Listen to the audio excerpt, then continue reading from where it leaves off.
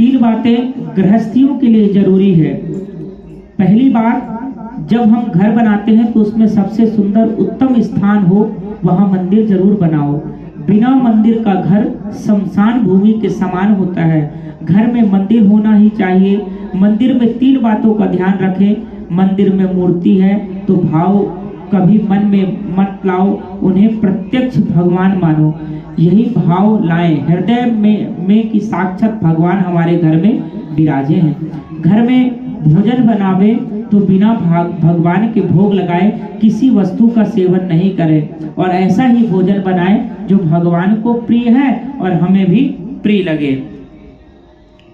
गीता में भगवान कहते हैं, भुज्यन्ते ते त्वयं पापः, भुज्यन्ते ते त्वघं पापा ये पच्यन्तः मपः कराणते।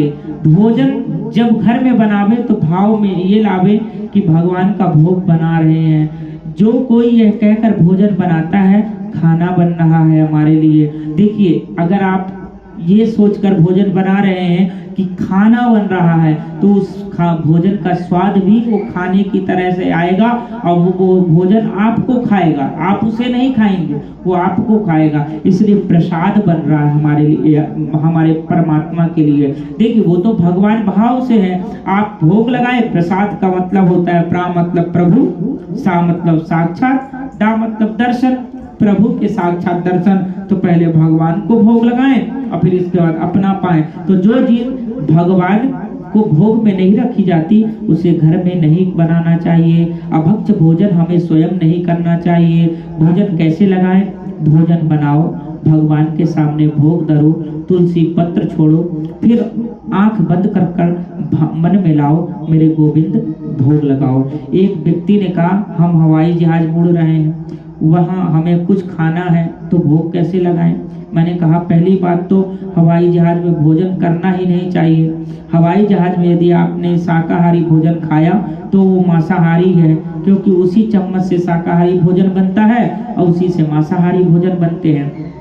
और जो परिचायिका भोजन लाते हैं वो नीचे ऊपर रख कर ही लाते हैं, शाकाहारी मांसाहारी। इसी प्रकार ट्रेन में भी होता है।